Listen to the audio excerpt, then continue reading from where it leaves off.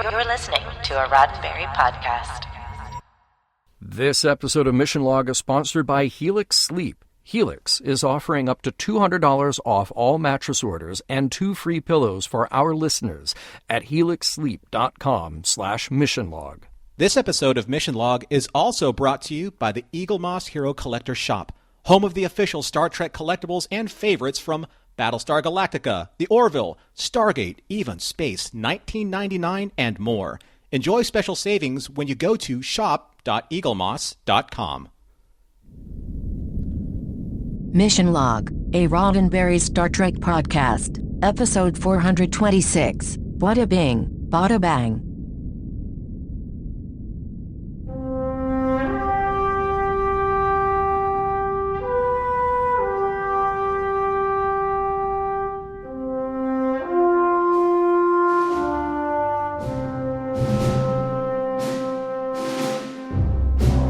Welcome into another episode of Mission Log, a Roddenberry Star Trek podcast. I'm Norman Lau.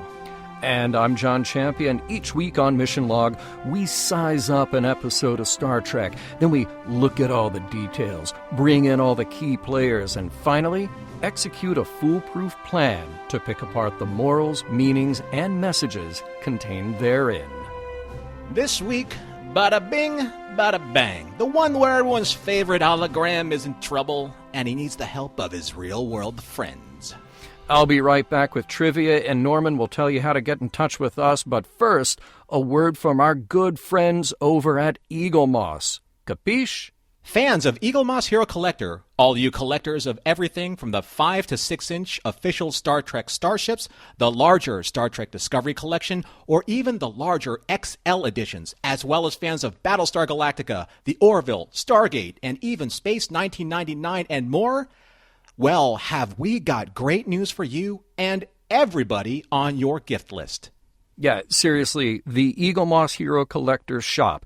You know how much Norman and I love them already, and they have been longtime supporters of our show. Well, they are ready to do business, and listeners of Mission Log can enjoy special savings right now. Here's what you do. You go to shop.eaglemoss.com, take a look at the variety of brands, ships, and collectibles waiting for you, and many of those things are shop exclusives.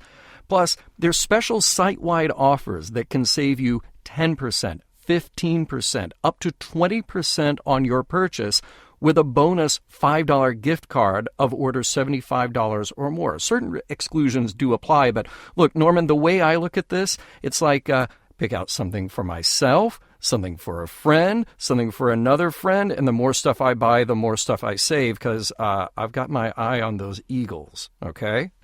Just one question, John. How many friends named Norm do you have? I'm pretty sure that friend wants all the Eagles and all the Trek collection, too. And remember, these are officially authorized models and only available from Eagle Moss Hero Collector. Each ship, like the Eagle, is die-cast, hand-painted, and comes with a display stand, plus an in-depth magazine featuring exclusive artwork and highlighting the ship's history and design and how many times Alan Carter crashed one. That is perfect. So look, you know how much we love these ships, and you know what you need to do. If you haven't been there in a while, go over there. Head over to shop.eaglemoss.com today. Pick up starships, pick up eagles, pick up all kinds of stuff. So many offers, so many exclusives. You're going to love it. All right, Norman, how about those contact coordinates? Mission Log is a conversation about Star Trek, and that's why we want to hear from you. Use Mission Log Pod to give us a like and a share on Facebook and Twitter, then follow and rate us at Apple Podcasts to help others find the show. You can call us on Skype at Mission Log Pod or by dialing 323-522-5641. Send us an email at missionlog@roddenberry.com. And remember, we may use your comments on Mission Log or Engage on the Roddenberry YouTube channel.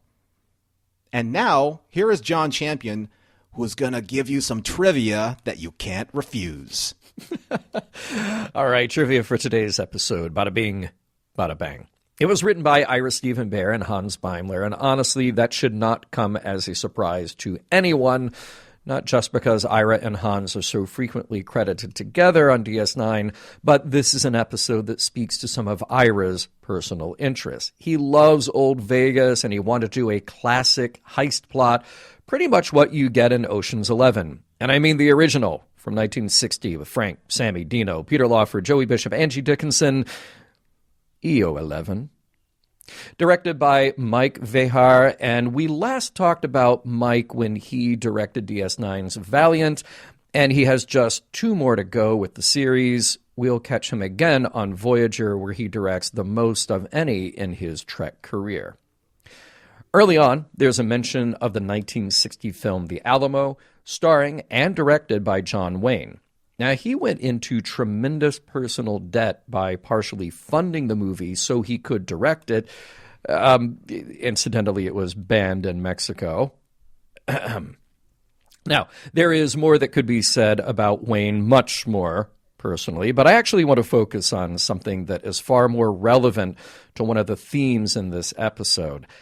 At the time of production, Sammy Davis wanted to play one of the slave roles in The Alamo, but he was denied because Wayne was aware that many of the other investors would not accept a black man who was dating a white woman in real life. And the movie did clock in at 2 hours and 42 minutes, so Vic Fontaine isn't wrong. Production note on this episode: it was aired out of order. It was actually filmed after next week's episode, but the studio liked it so much they wanted to bump it up for February sweeps in 1999. Also of note, the show did get an Emmy nomination for Outstanding Hairstyling. Let's talk about our guest stars. Well, Penny Johnson is back as Cassidy Yates. A young Bobby Riley is here as the accountant. Yes, that's Robert O'Reilly, and he and Ira had the idea to obscure that it was him, appearing as someone other than Gowron. Robert Miano as Frankie Eyes, and you've seen Robert before, sometimes playing a gangster, sometimes not. He got his start as a singer and Broadway performer before getting his first on-screen role in 1974's Death Wish. Since then, the credits have piled up, anywhere from T.J. Hooker to Donnie Brasco to Fast and Furious. We have Mike Starr as Tony Cheech. Here we have another actor with just a huge resume. He got his start on TV, but almost immediately jumped to features with the 1980 Al Pacino film Cruising. He also played a lot of tough guy and mobster roles, like in Goodfellas. Hey, I think I'm starting to see a pattern in the casting here. But you will also find Mike in comedies like Dumb and Dumber and Uncle Buck, and I remember him from one of my favorites as producer Mr. Weiss in Tim Burton's Ed Wood. And finally, Mark Lawrence as Mr. Zemo. What can possibly be said to summarize Mark's career? You probably recognized him instantly in the episode, even if you didn't remember the name right away. He appeared in over 200 movies, and he got his start in the 1932 film If I Had a Million, playing, of course, a henchman. A lot of tough guy, gangster roles followed, but so did a lot of others. He was in 2 James Bond films, Diamonds Are Forever and The Man with the Golden Gun. He was in the 1992 Disney film Newsies, and we've even seen him on Trek before in the Next Gen episode, The Vengeance Factor. Loads of other TV roles, as well as Broadway, round out his resume. Born in 1910, we said goodbye to Mark when he passed away in 2005.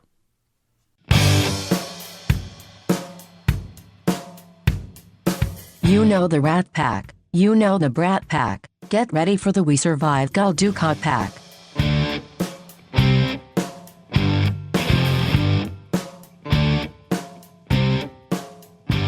Prologue.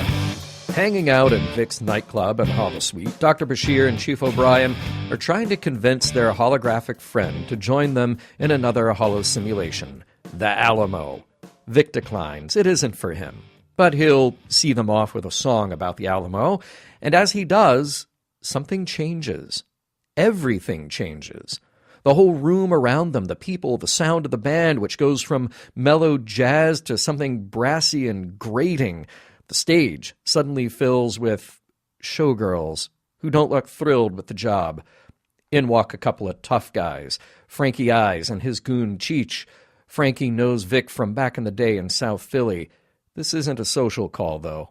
Frankie announces that he owns the hotel and casino, and Vic is out of a job. When O'Brien tries to stop the program and delete these new characters, nothing happens. There's some kind of problem with the holosuite, and that problem is worse for Vic, who is grabbed by Cheech. Act 1. Cheech puts Vic down for now, while Frankie says he's going to take a look at his new property. Vic explains to Bashir and O'Brien that they can't do anything to Frankie since he's a made man. Bashir's concern is bigger than just Frankie, though. What can they do to fix the whole program? The chief says they could shut it all down manually, but that would erase Vic's entire memory, and neither they nor certainly Vic would want that. Bashir will have to talk to Felix to see if he can offer a clue. Later in Ops, Bashir tells the others that Felix has planted a jack-in-the-box in the program, basically a surprise to shake things up, and they'll need to play along to reset things back to normal. A gang war is too risky. If Vic is killed in the program, he would be erased, and everybody here, Bashir, O'Brien, Kira, definitely Nog, are invested in protecting their favorite hologram. A couple of people who are not interested are Worf, who just sees Vic as a hologram, and Cisco, who just wants his crew to get back to work. Later at night, though, here's Cassidy Yates talking to Benjamin about what's happening in the holosuite, and he gets visibly uncomfortable. She makes it sound like a pretty important thing that's going on and wants to know why Ben's never even been in there. He won't answer. Back in the holosuite, O'Brien and Bashir drop by Vic's apartment, only to find that Vic has been seriously roughed up. Act 2. The mobsters beat up Vic, obviously, but Bashir says he'll be all right. It was an intimidation tactic to get Vic to leave, soon. And there's no good reason behind it, except that Vic and Frankie have been rivals ever since they were kids. But right now, they need Vic to lay low while they find a weakness to exploit, some way to get rid of Frankie and get the holosuite program back to normal. Odo and Kira are in the club right now checking it out. Odo is able to ingratiate himself with Cheech and his goons, partly by acting along with their bravado and partly by showing off a changeling trick at the bar.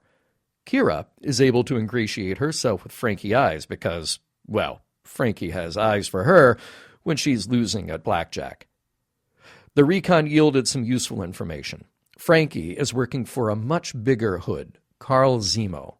That's the guy who bought the hotel and to whom Frankie is beholden, to the tune of about $200,000 a month. That's the skim, the off-the-books part Mr. Zemo expects, which raises a thought in Chief O'Brien. What if Mr. Zemo didn't get his skim? Stealing from the mob is a pretty brazen thing to do, but if they pull it off, Frankie and all of his goons are gone, and the club goes back to normal, as long as nobody gets caught, which would end up killing Vic. But other than that, everyone in Vic's room, Kira, Odo, Nog, Cassidy, Esri, Julian, and Miles, they all agree. If Vic wants his club back, they're going to have to hatch a plan to steal $1 million from the hotel right under the noses of the mob. Act 3. Now the background before the heist. Kira has earned Frankie's ardor, which gives her a peek into the count room. Odo gets Esri a job as a cocktail waitress through his connection with Cheech. Then there's Vic, who sweet-talks Frankie just enough with the promise of some high rollers to come through the casino. At least Vic can stick around for that. Cassidy is the distraction for the security guards. And when she relates this to Captain Sisko later in his quarters, well, he doesn't take it so well. He's never been to Vic's, and he's not thrilled with his senior staff doing so much in this virtual environment. More than that, this artifice of 1962, it's masking a very dark truth, that black people like him and Cassidy were definitely not a part of the picture in the real Vegas of that era. He can't stomach it. Cassidy, though, says this is a simulation. It isn't real, and it's supposed to perhaps be a look at what could or should have been. He doesn't seem impressed. A little while later, the gang are sitting in Vic's room still plotting. They need to fill the high roller part of their plan, but they're short one person. Worf and Quark are bad candidates for good reasons. And then a knock on the door. having reconsidered, it's Captain Sisko. Act 4.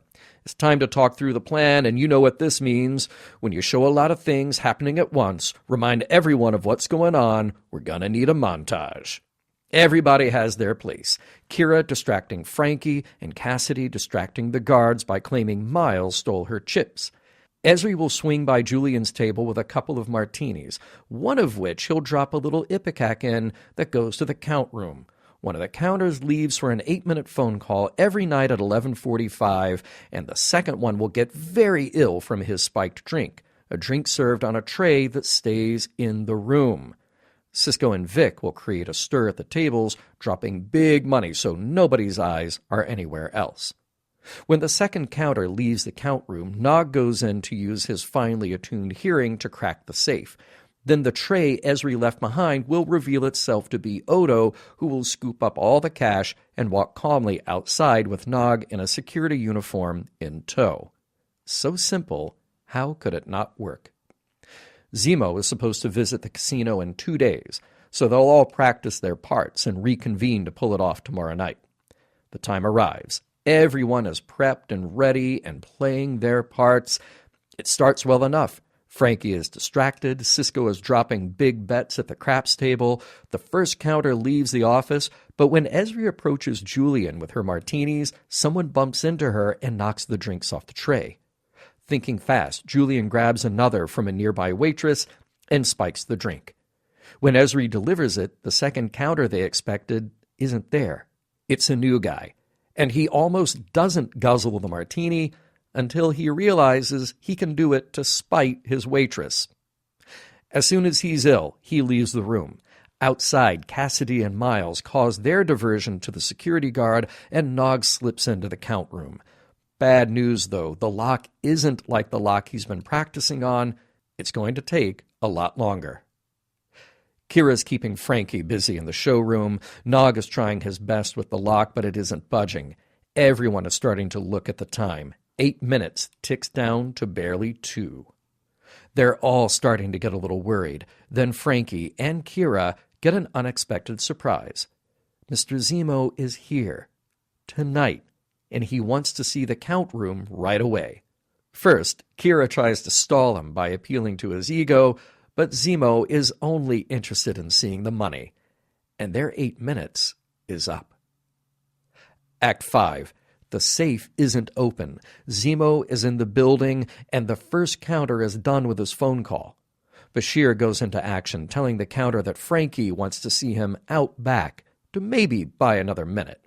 Vic, seeing Zemo make his way across the casino, puts himself right in their way and pretends like he knows Zemo's date.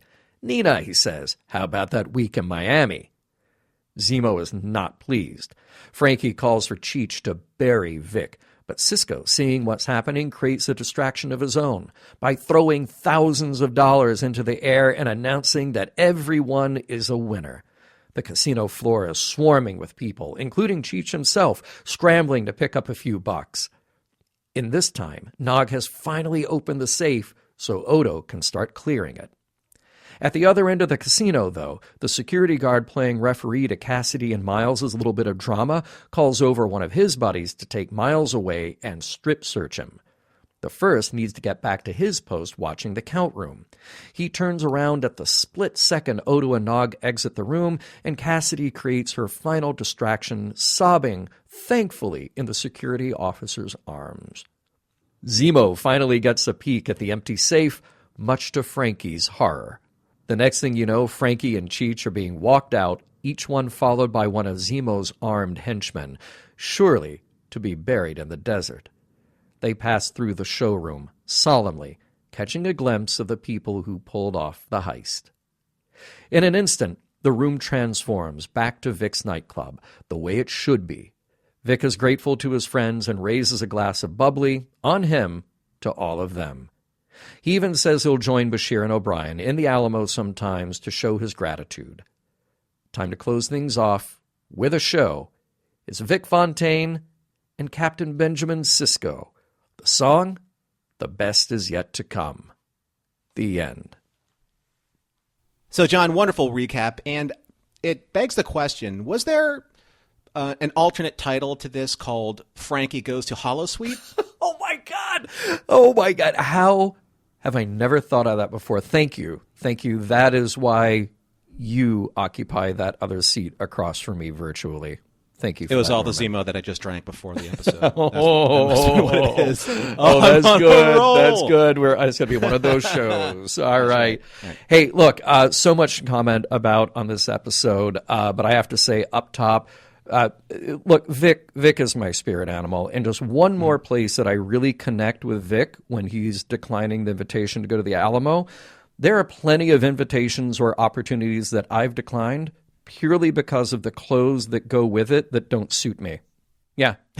So, it's you have to consider these things. So, Yeah. I hear it. I mean, when you go into a full Holosuite program, you have to be comfortable with what you're wearing. Sure. Exactly. Yeah. I do appreciate that. that. I can totally see you with Vic's, though, man. I mean, that is your jam. I'd never leave. On Jelly Roll. I would never leave. Yeah. Mm-hmm. Yep. If those of you are playing kind of like the Deep Space Nine game at home, as I have been, I have to be honest here. For a serialized show, the Alamo Holosuite program is mentioned more consistently in episodes than the war itself. The Dominion War. You're right. Honestly, especially in this season. Yes. I'm just making a count. Yeah. That's a little weird. Yeah. All right. Let's talk about that transformation, because the band starts playing Night Train when the club transitions in the teaser. And this is just a classic, it's a stripper song from the 50s, Bump, bump, right. Yeah, exactly. Sure. And it's so funny to me on many levels how tame all of this is. First of all, because there's the production reality that you're not going to show anything too sleazy on syndicated broadcast TV in the 90s. And I have to say that, yes, the club, it's darker, it's grittier. The showgirls, look, they're well choreographed. But there's nothing really sleazy about any of it. And then again, but there's this meta thing too, where Star Trek is pretty straight-laced, at least up until now. What with lute concerts on the Enterprise. That's the extent of their nightlife, right? But of course, Bashir and O'Brien are scandalized by the club's transformation, as they should. Oh, right. Be. Yeah. Clutch the pearls, yes, both of them. Yes. Right? The interesting thing about Night Train, when I was hearing that as the transitional music between, Vic's Lounge to Frankie's Holosuite. Yep. So isn't that the same music that we hear playing during the Enchantment Under the Sea dance in Back to the Future? Yes. And isn't the Enchantment Under the Sea dance supposed to be this very innocent teen dance where, burgeoning romances may happen? This is like you want to see stripper poles drop from the ceiling. That is this music happens. The kind of song, classic burlesque song, and it's so that's the first place I ever became aware of that song. But that is the implication of that song. Thank you, Marvin Berry and the Starlighters, yes, for performing that. So Mikey Starr is Cheech. So if you want to give your show instant mob style credibility, hire this guy. This is the guy that you want, because he is literally the embodiment of mafia style enforcer, which he is in this episode. Oh, totally. And it's interesting. I read on his IMDb, he says that because of his size and his look, he tends to get cast like that. But that's as with so many actors playing a tough guy, that's not really what they're like in real life. And he says he really loves doing comedy and other things. But and I have to say, as far as the consistency of Deep Space Nine, I love Nog's affinity for Vic, which is very obvious, of course. But even if everyone else in this episode thought they should just reboot the program, our sympathies immediately would go with Nog for very good reason. And I just love him saying, he's more than just a hologram. He's my friend. That speaks so much truth after what we saw in It's Only a Paper Moon. And to think, a few weeks ago, everyone was trying to talk Nog out of there. But they get it. They get the value. I like that scene a lot because it kind of does show, even during on-duty times, the crew relaxing and having conversations and, just coming together as people. But I also love the reality when Sisko comes out of his office, looks at everyone, hearing the conversation and says, when are you going back to work? Because the Dominion War doesn't win itself. Right? Yeah, right. Right. I mean, someone's got to come down and just, here's a cold dose of reality. We're at war, people. Yeah. Right? Yeah. They're in this very interesting situation, like any crew on Star Trek. They all work together. They also all live together, and they all socialize together. So I can see how those lines would get very blurry, you know? Oh, sure. I was thinking, you know, it's a lucky thing that in the writing of DS9 that Sisko had not been to Vix before in previous episodes. And I wondered if that was just kind of a happy accident, or since Ira wanted to do an episode like this, was that just sort of a thing to say, well, no, let's not have Sisko there until we can really have a solid reason for him to be there. But it worked out well. I like in the dinner scene with Cassidy and Captain Sisko where she compliments him on his food, and he said that my father taught me everything I know. Well, your father was very gregarious and very sociable, walking around his restaurant, complimenting his customers, making his customers feel at ease when they're at dinner. What part of that didn't you learn from your father? Because that scene turns from wonderful to cringy in like a second. Yeah, it does. It does. And we're going to have a lot to say about that scene and the follow-up. Odo, I love Odo and Kira going to the club, and Odo with his breath taken away by the burlesque dancers. Kira's reaction to that is gold. But it was pretty funny. I mean, for a guy who isn't even a humanoid, that he's very hip to this, you know? So that was funny. And there's that great, really nice tonal change in production and lighting and atmosphere when it goes from, snazzy Vic's to skanky nightclub. Yes. When Frankie's in charge. It's almost as if Vic is in his own mirror universe, a really good version of his mirror universe, not the wacky one. That is a really clever way of putting that. Interesting. It's a way to do mirror without doing mirror. Yeah. I love that. Too many guys named Paulie. It was a funny moment. We talk about whacking the wrong Polly, you know, and but it was also fun watching Odo ingratiate himself into that crowd. You know? Yeah, it was a nice moment. I don't know, maybe Polly. We have a lot of Pauls in our Discord and in our Mission Log audience, so maybe Cheech has a problem with them too. Oh, that could be. We hope not. Yeah, I will say in a show that has a lot of great dialogue, fantastic dialogue in that scene between Frankie and Kira when they first meet at the blackjack table and she's losing. Oh. So good. I mean, it just felt like a 1940s film. It was great. Yeah. Nana flexes so hard when she gets into those scenes. She's so good. She is she is smoldering good. Yep. Burning a hole right in through the film stock. Yep. Oh, by the way, Bajer, that's in Jersey, right?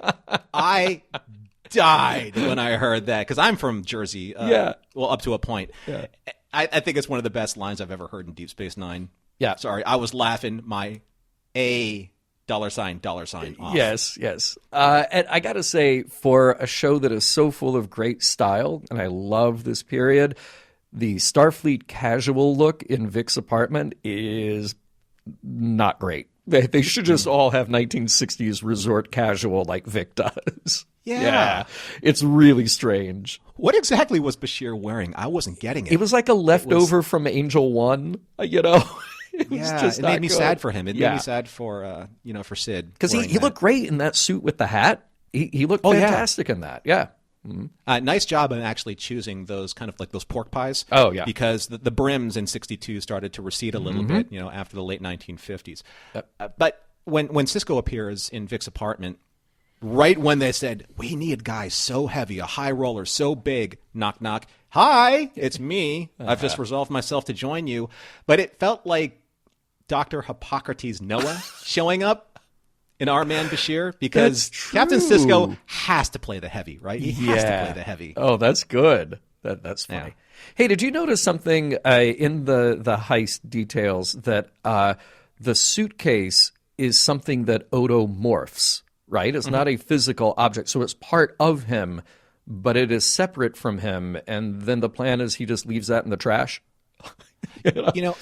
I was watching that scene. I'm like, okay, how are they going to do this? When his arm goes off camera, it still looks like he's holding onto the suitcase because he only uses one hand to shovel the money in. Right.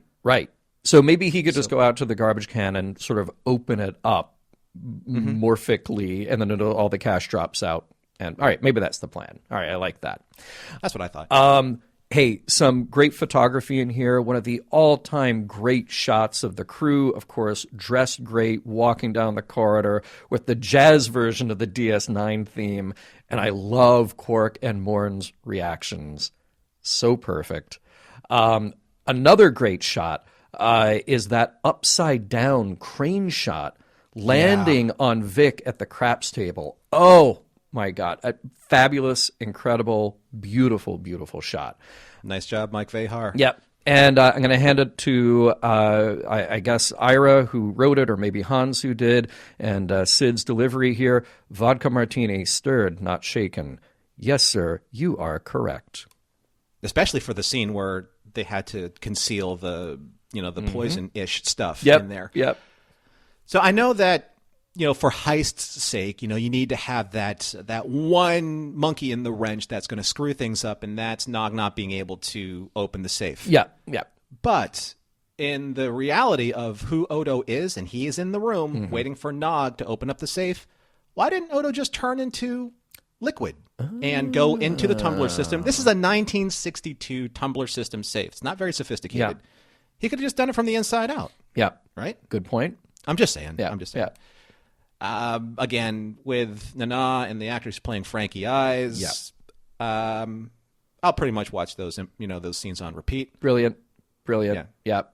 Oh, and speaking of just being jaw-dropping in pretty much every scene that she's in this episode, the very end, when Sisko goes on stage, Avery goes on stage, she had the most extreme reaction to that, like a jaw-dropping reaction. Yeah.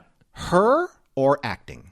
Yeah, that's such a good question, because I have to assume, typically the way you shoot a scene like that is you pre-record the music, the actors lip sync it so you can, get it committed to film, and then you're shooting the reactions separately.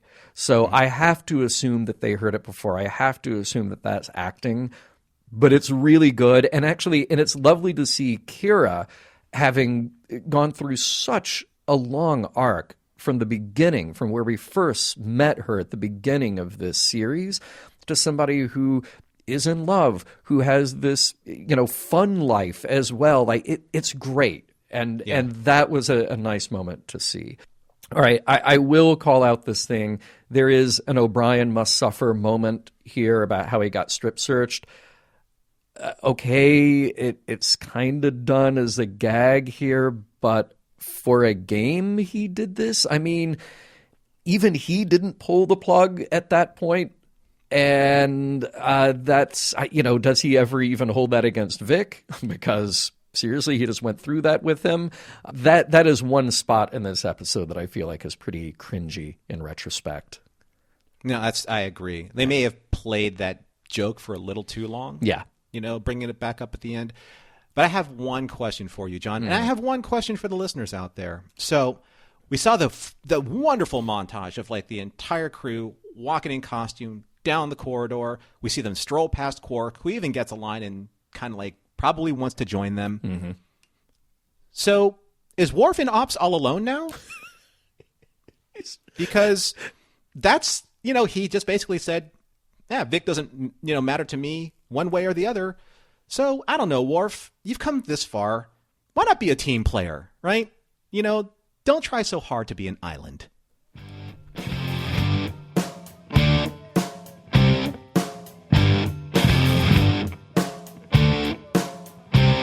I can't help but thinking that setting Derek loose on the mob would have made for a much shorter episode.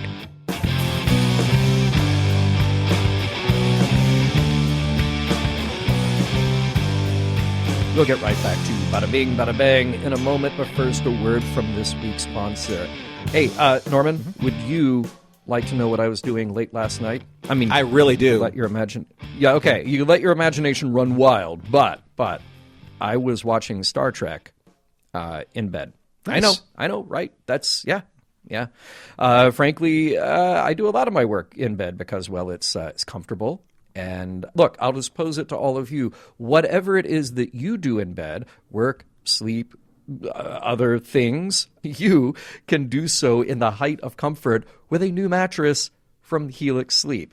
Now, Helix Sleep has a quiz that takes just 2 minutes to complete and matches your body type and sleep preferences to the perfect mattress for you. You can find that at helixsleep.com/missionlog. Everybody is unique, and Helix knows that. So they have several different mattress models to choose from. They've got soft, medium, firm. They have mattresses that are great for cooling you down if you sleep hot. There's even a Helix Plus mattress for plus-size folks. Now, Norman, you took the Helix quiz, and you got your own mattress. Tell me about it. Well, I know, John, I just want to say, I love your dedication to watching a Mafia-style episode, because when you literally go to the mattress, you go to the mattress. Yes, well done. You're right. I did take the Helix quiz because I was looking for a new mattress not too long ago, and it matched me up with the body style that I am and the sleep type that I like. I like sleeping a little bit firm, and I like sleeping a little bit on the cooler side because I'm a hot sleeper. Yes, I am, folks. I just said that out loud. I'm a hot sleeper. But the quiz is very accurate. And when I received my mattress, it came wonderfully packaged. It was very well easy to assemble because there are no parts required. All you really need is a knife, a small knife, to cut open the box and then pop open that vacuum-sealed wonderfulness, which I love. Watch the mattress expand, and then in a few hours' time, you have the perfect mattress for you. So if you're looking for a mattress, you take that quiz, you order the mattress you're matched to, the mattress comes right to your door, shipped for free. You don't ever have to go to the mattress store again. That's a huge plus. Helix is awesome. My biggest nightmare. Yep. Yeah, that's my biggest nightmare, going into a mattress store. Yeah. Helix is awesome. You don't have to take my word for it. Helix was awarded the #1 best overall mattress pick of 2020 by GQ and Wired magazine. So again, just go to their site, take their 2-minute sleep quiz, and they'll match you to a customized mattress that will give you the best sleep of your life. And to be honest with you, John, gives my cats the best sleep of their life too. Ah, really? So little side benefit there. That's good. Yeah. They also have a 10-year warranty, so you get to try it for 100 nights, risk-free, and they'll even pick it up for you if you don't love it, but you will, and your cats will. All right, and Helix is offering up to $200 off all mattress orders and 2 free pillows for our listeners at helixsleep.com/missionlog. Again, that's helixsleep.com/missionlog, and thank you to Helix for sponsoring this week's show. All right, Norman, there are so many big issues, fun issues we could talk about in this episode. I want to start out with something just as a fun observation, though. Normally we would park this in the previous segment, but this is the kind of thing, the kind of experience that illustrates perfectly the different concepts that people have for what is a fun game or a fun diversion or a slice of entertainment for themselves. If you gave me a holosuite program where I could watch a jazz show and drink cocktails and hang out in Vegas, I would love that. I would not need for that to change at all. If you introduced mobsters and a potentially violent problem I had to solve, I would not enjoy that game at all. That would not be my idea of rest and relaxation. I know that, for some people, like, ooh, it's a challenge I get to solve. I'm like, nope, somebody else can do that. Right. And let's get this out of the way up front, too. There are some people who don't want to talk about Vic, but Vic is central to this story, and he has been to some others that we have covered on Mission Log, so we got to talk about Vic. I mean, that's sort of the nature of the beast here. Now, ironically, I feel like some of those negative sentiments are that, DS9 spent too much time on the holographic character as opposed to the real characters in a fictional science fiction show that takes place in the future that doesn't exist. So, to me, the characters are the characters. They all just sort of they all sort of blend into one, and then we get to have these fun and interesting conversations about the nature of existence and sentience and our relationship to technology. Right. And what's interesting to me in this episode is how we're made aware that Vic is non-living. He's just a computer simulation, and he can be rebooted, but nobody wants to do that other than Worf. I mean, be a team player, Worf. Come be on. Better. Yeah, exactly.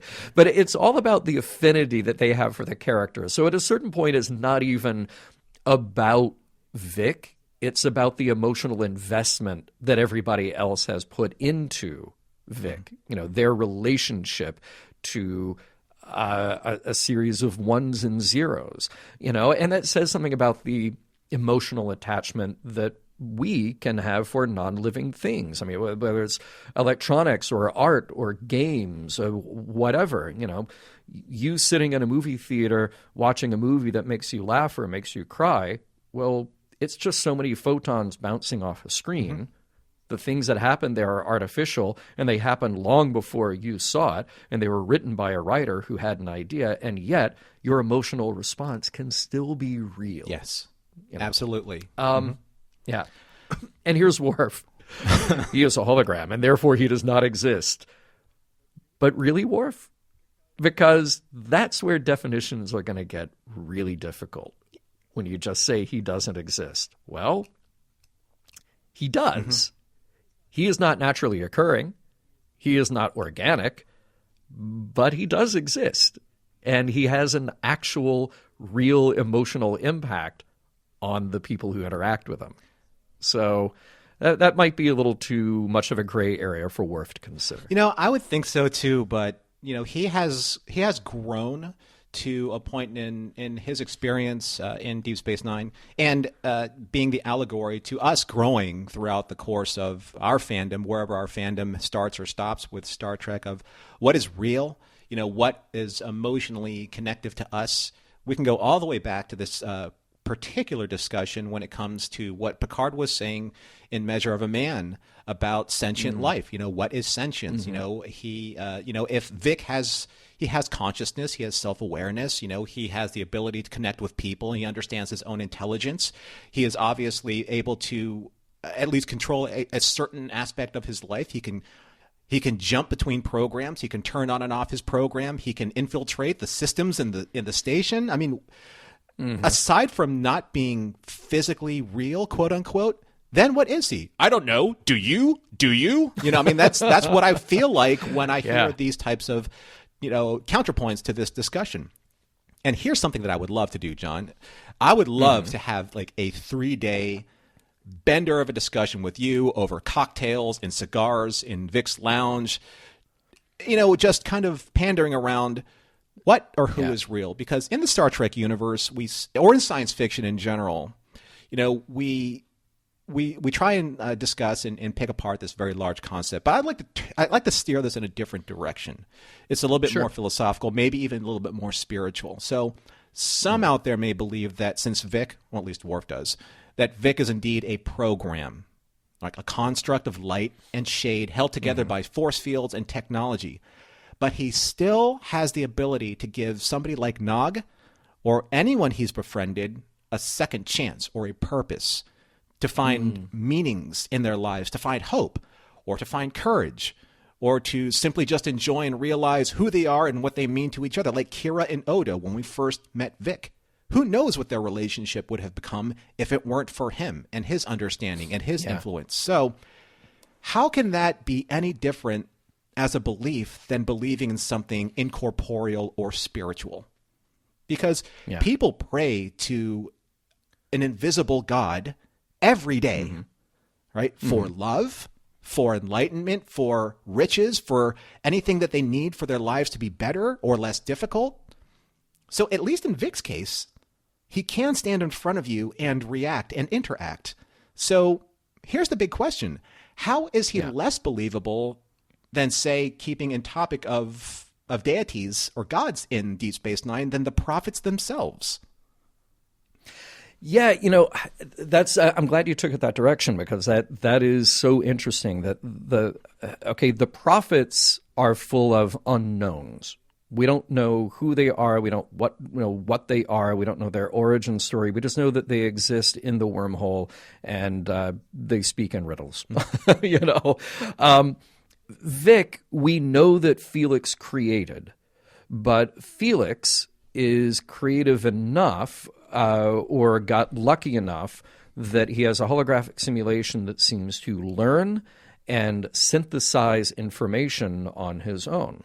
So maybe the only difference is we can point to a specific point of origin that is somebody running a computer program as opposed to something that is unknown. I would flip it back around and say, well, you and I are having a conversation. I can make certain assumptions about your origin. You're a human being. You came from other human beings. You've got a brain in your head, which allows you to put together thoughts and ideas so we can have this kind of conversation, when we're at our best. Relatively speaking, of course. Relatively, yeah.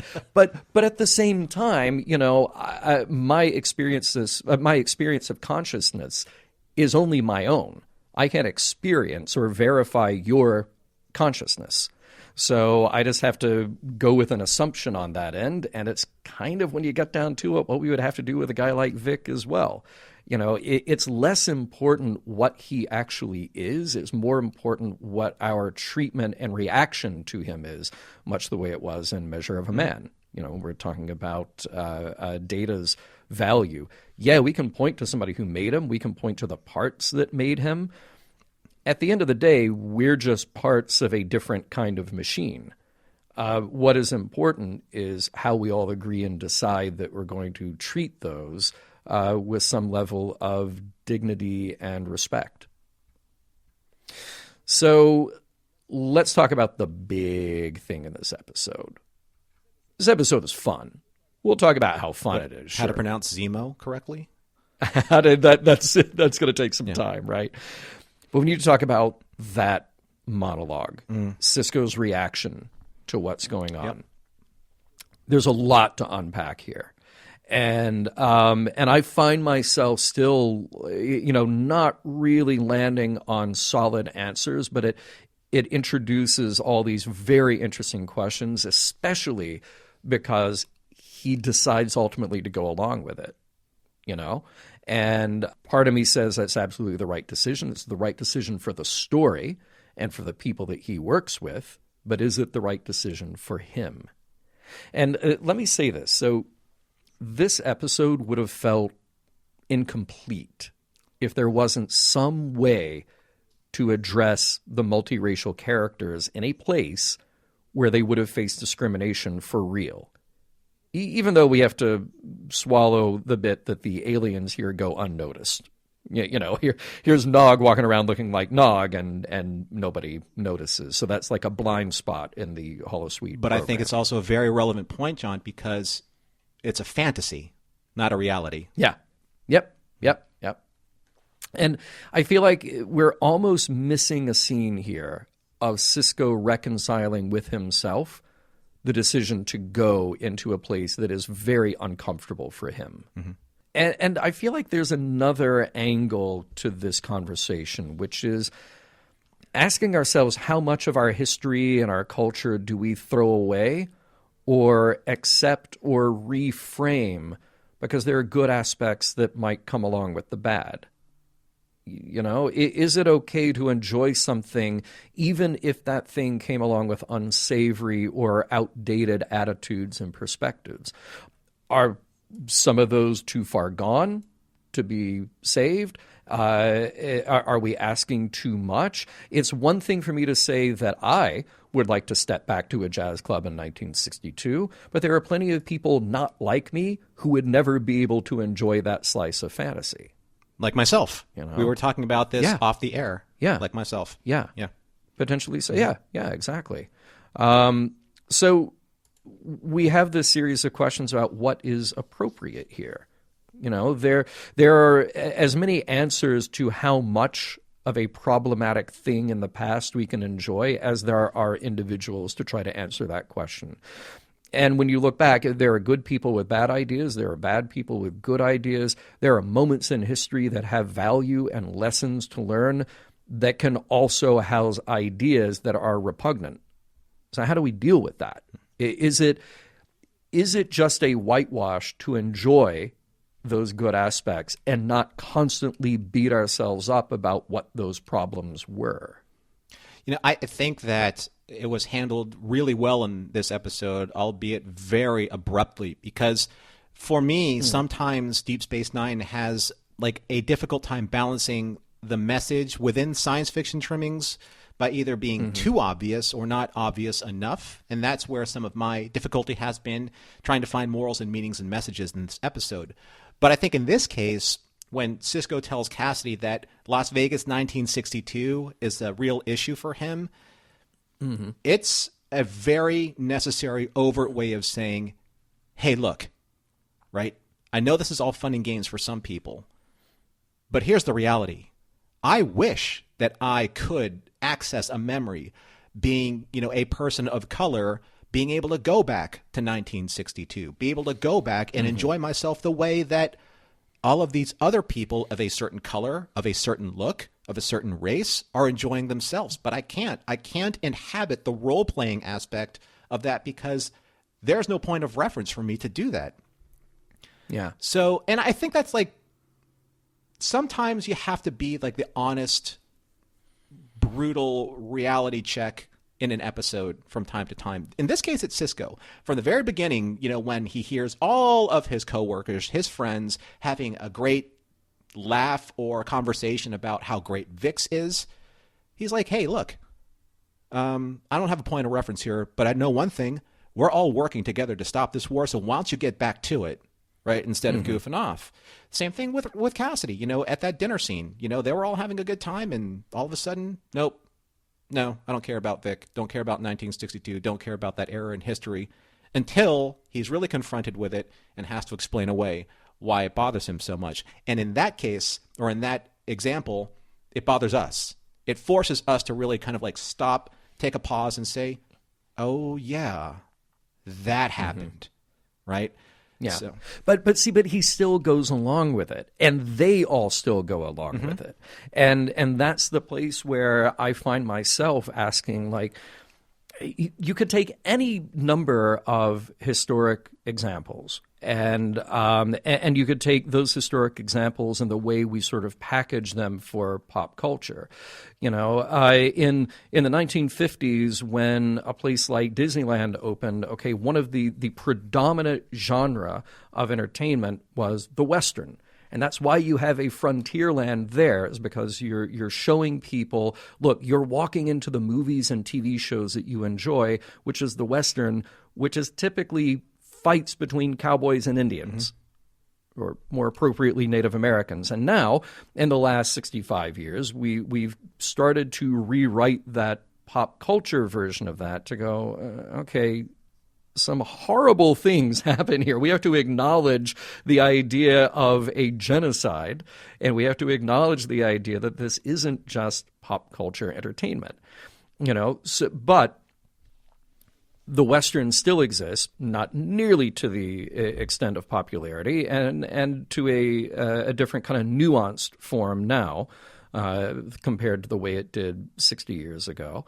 But we still allow ourselves to kind of walk into this fantasy version of that, like at a place like Disneyland, where you go, okay, well, now the Native Americans have their area. Again, this is all, you're talking animatronics, and you're talking this very pristine, very whitewashed version of it.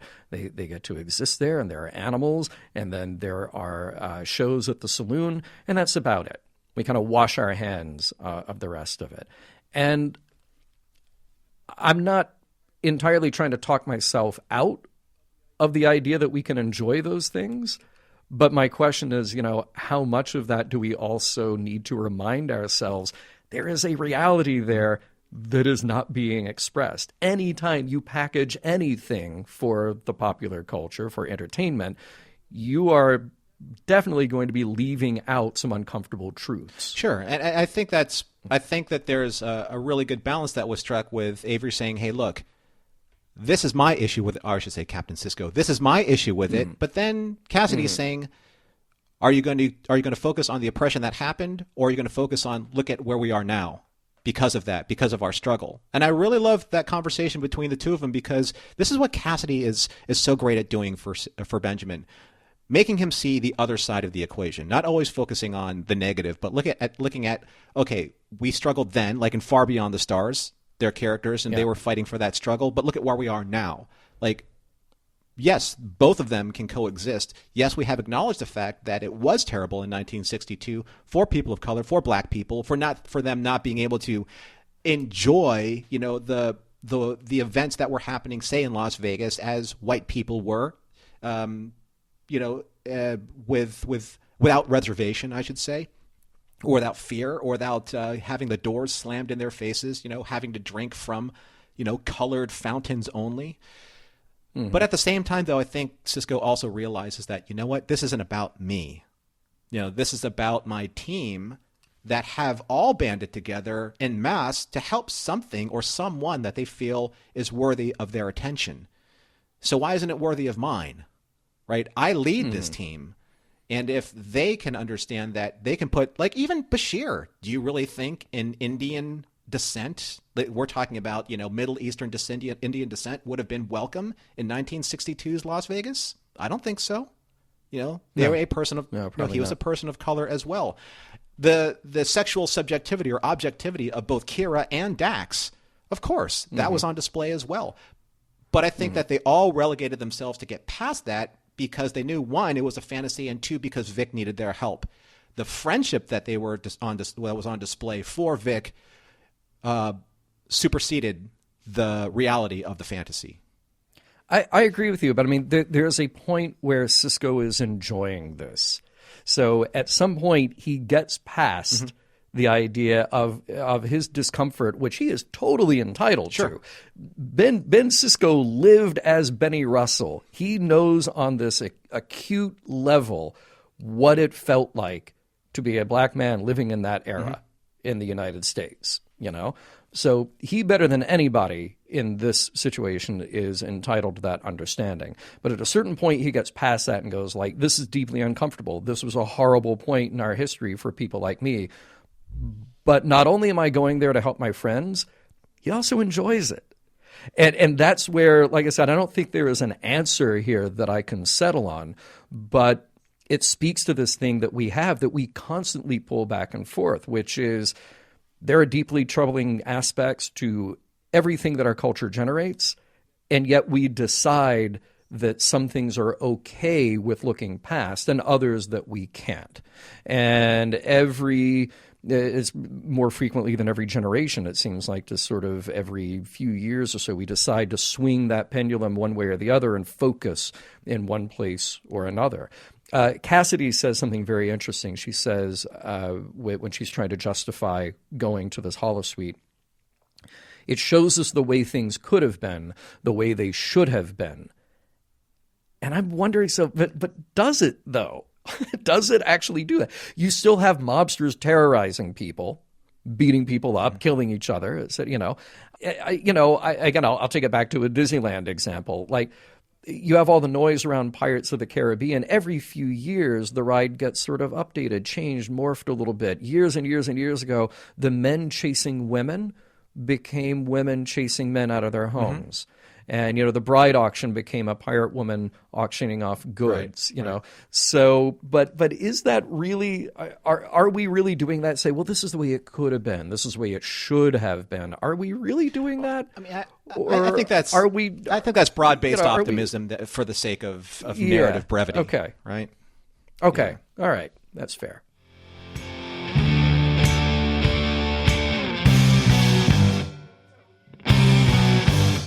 Let's hope that what happens in Holosuite Vegas stays in Holosuite Vegas.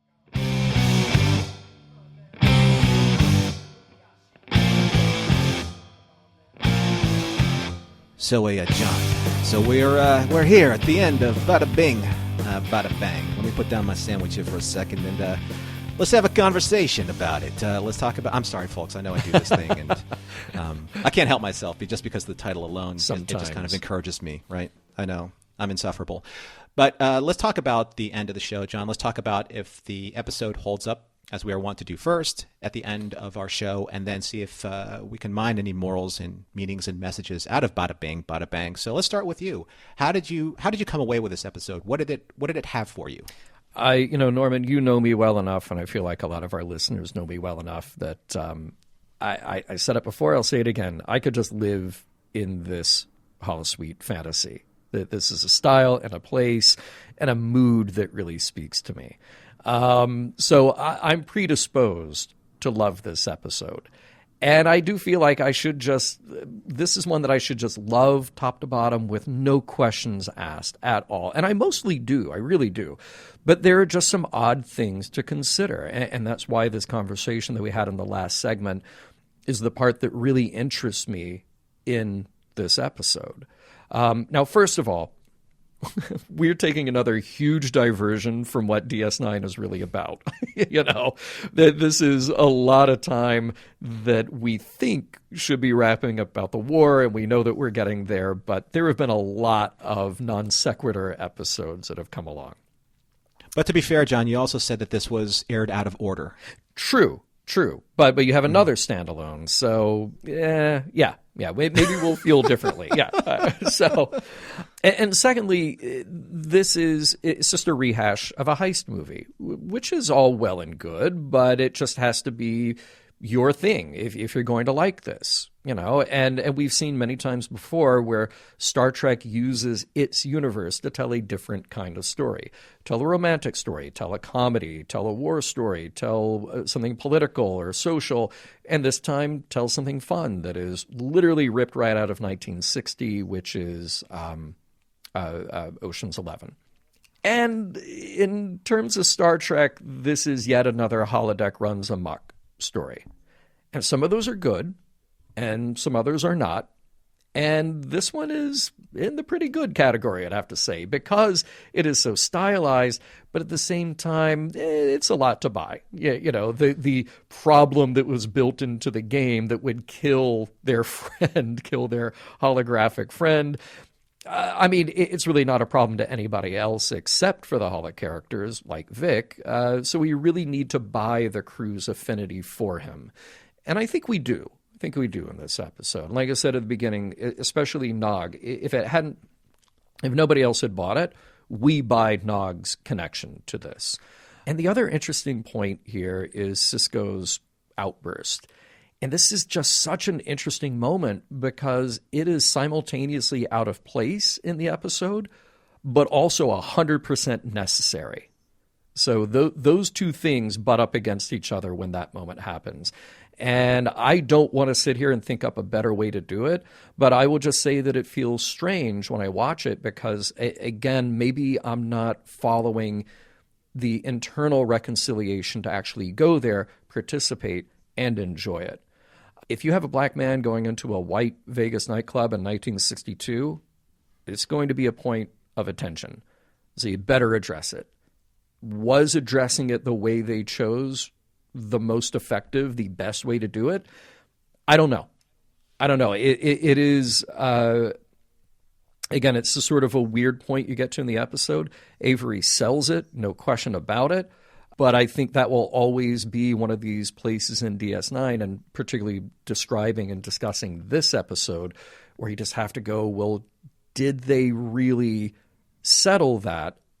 Or did they just think to themselves, well, we have to address it somehow. Let's just get it out there.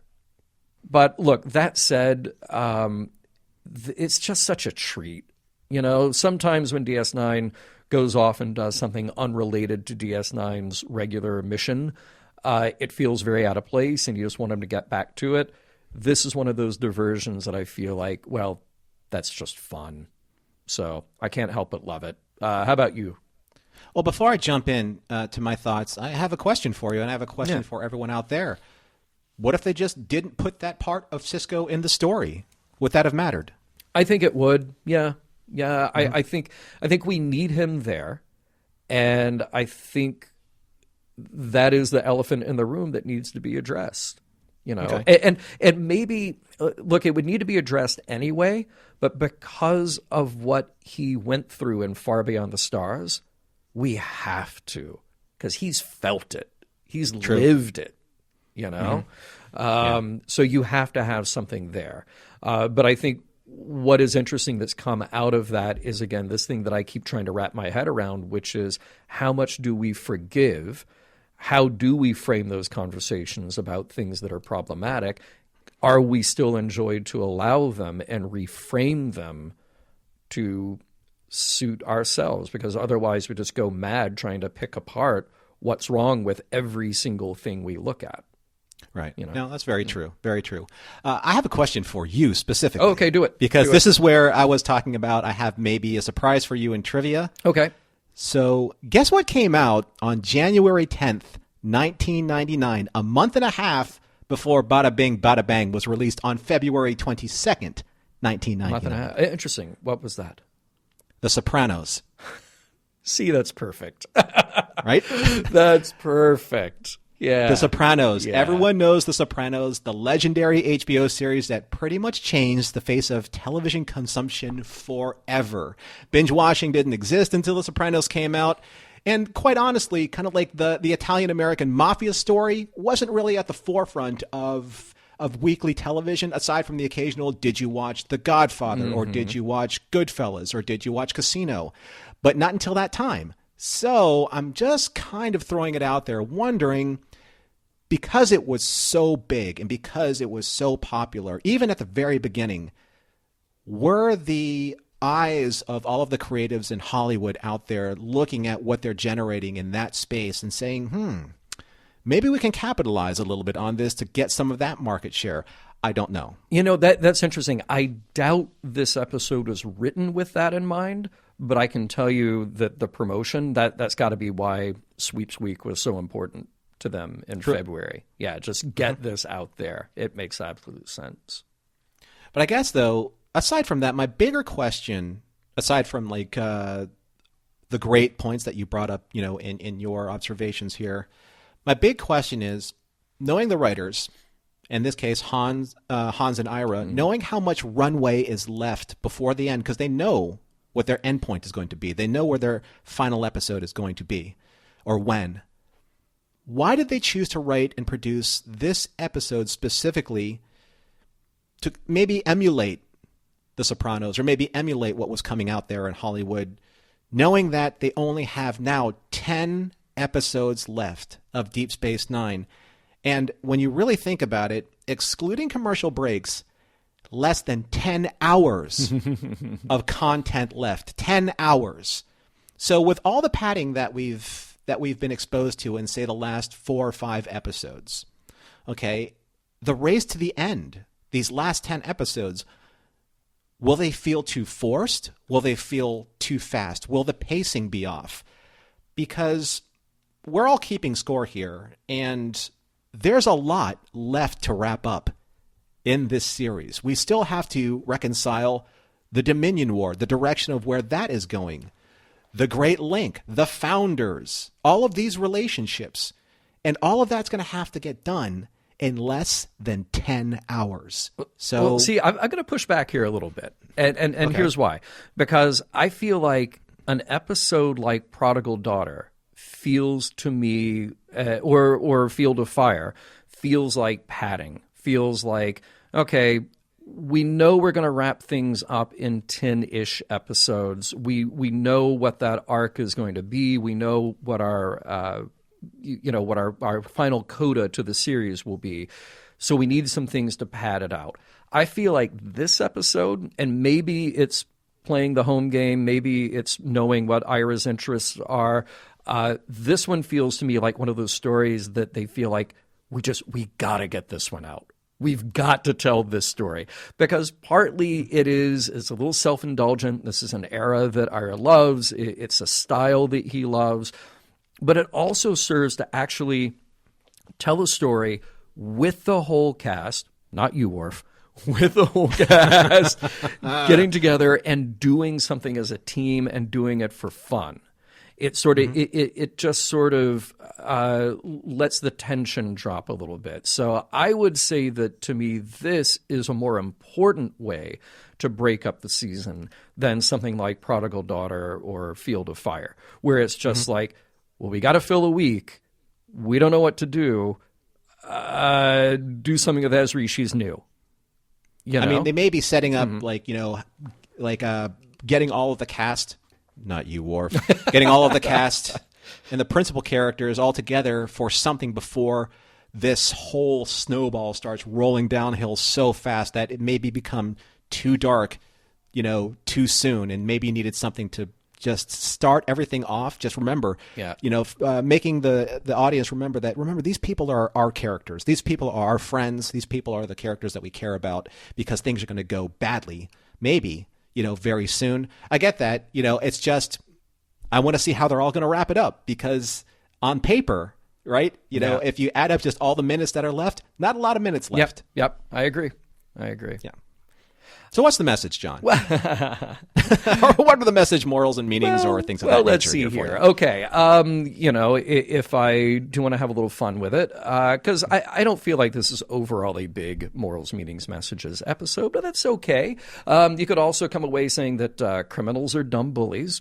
And I know I'm making a joke of that, but I like this depiction of the way they are, and I like seeing the good guys win. As much as I love a good mob movie, Goodfellas is one of my favorite movies of all time. Mm-hmm. Some of those run the risk of tilting into the dangerous territory of aggrandizing people who are not deserving of that. Their depiction here was pretty much what we should see. Our heroes are the good guys. The mob guys need to fall in this. Honestly, that scene with Cheech and the Philly cheesesteak, rightfully so, stuff like that makes my blood boil. So, to see them get their comeuppance, that was very satisfying. There is the possibility of a parallel here with an episode like TOS's Shore Leave, where the need for play keeps growing ever more sophisticated.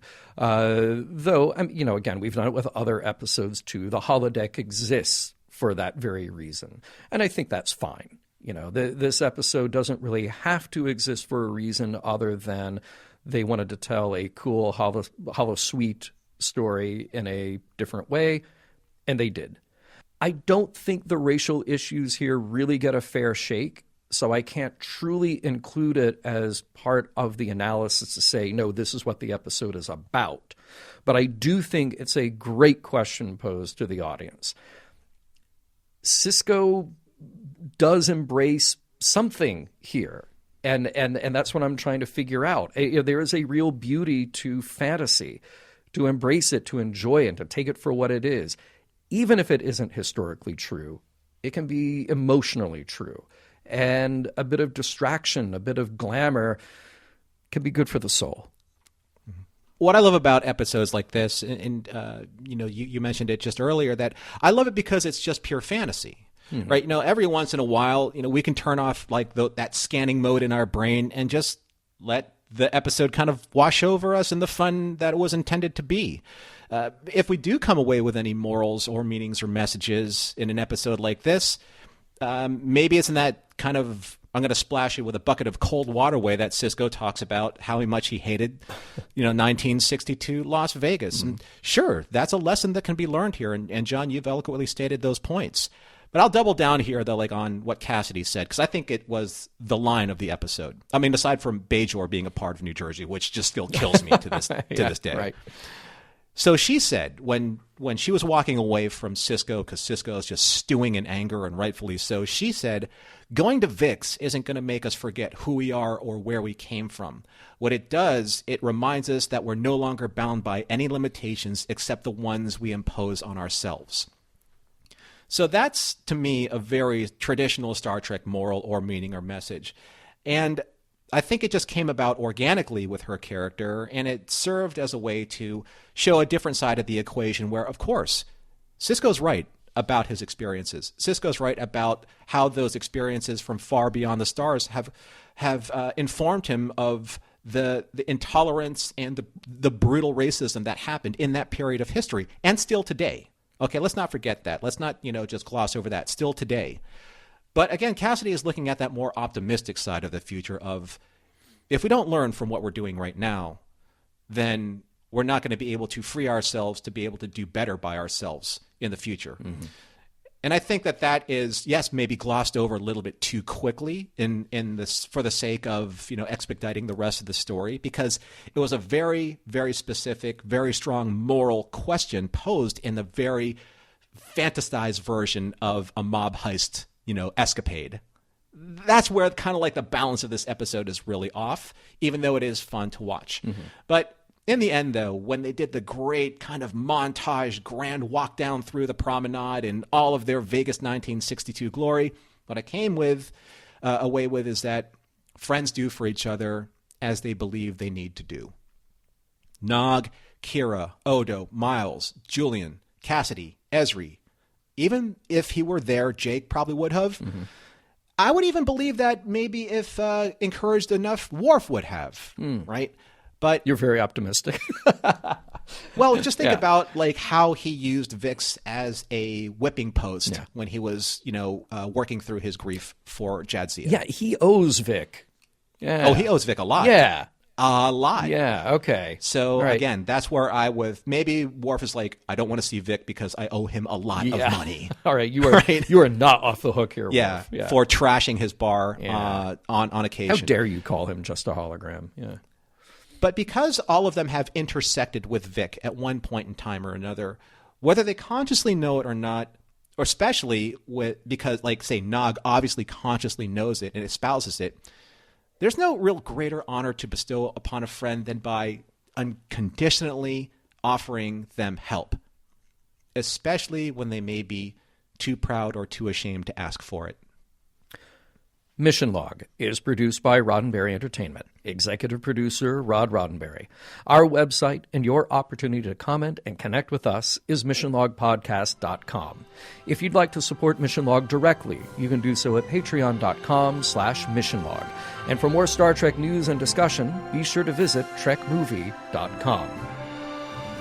On the next Mission Log, Inter Arma Enim Silent Legis.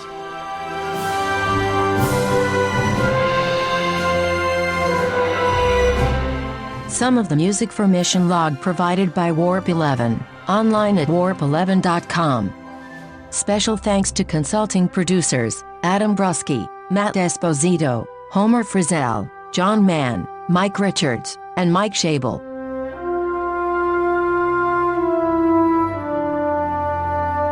This may be my last opportunity to comment on Chief O'Brien's pants. He probably wishes he was wearing them for the entire episode.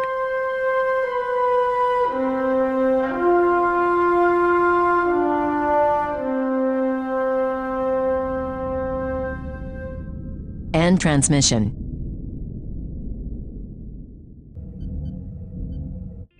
This is a Roddenberry podcast.